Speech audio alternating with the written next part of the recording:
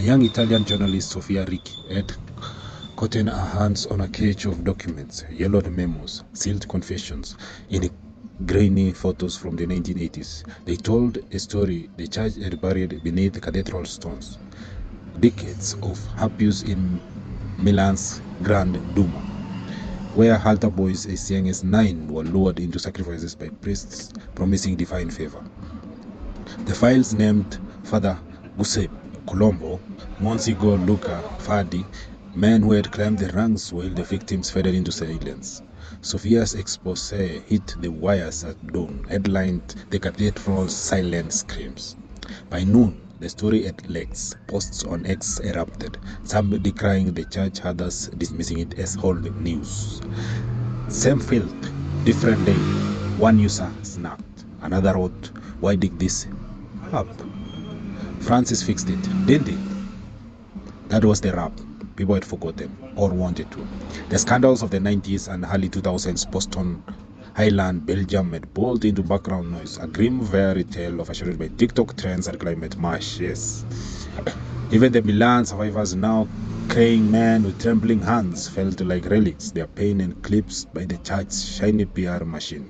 Pope Francis knew the storm was coming. He'd known since 2013 when Benedict handed him that infamous white box stuffed with the church sins, abuse cases, cover-ups, dark dealings, as he had called them in hope.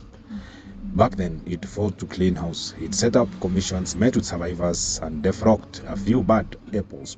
But the whispers never stopped. Critics say they cherry-picked his battles, shielding allies while tossing lesser priests to the wolves. Take Cardinal Deore Macric.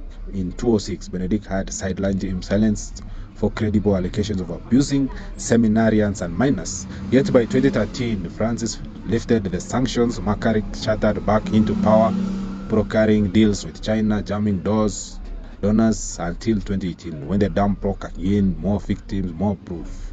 Francis stripped him of his red hat, but the damage was done. Boston X today said Francis knew. He always knew.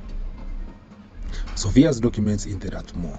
One memo dated 2015 showed Francis had been briefed on Milan's Duomo cases, dozens of boys, some shuttled between parishes. Then afternoon, Vatican TV hired a press conference. Francis wheeled out in a chair, looked calm, his voice raspy but firm.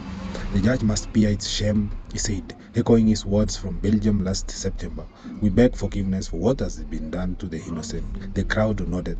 Some teared up, but Sofia, watching from a bar across town, snored into her espresso. "Shame is cheap," she muttered. She'd interviewed survivors. One, a 52-year-old named Marco, still flaked at church bells. He'd told her, "They say sorry, but the cathedral still stand. No one tears them down." By dusk, the story was slipping. X moved on. Hashtag resolute desk bugs and a celebrity breakup was trending higher. In Milan, the Duomo glowed under flood lights, its spires piercing the sky. Postcards saying Sofia's to the boys it had broken. Francis retired to his room, the white box still unopened on a shelf. He had tried, hadn't he? The commissions, the apologies, but the wall forgot too easily, and the church backed on it. As he closed his eyes, a faint echo rang through Rome. No bells, but the cries no one wanted to hear.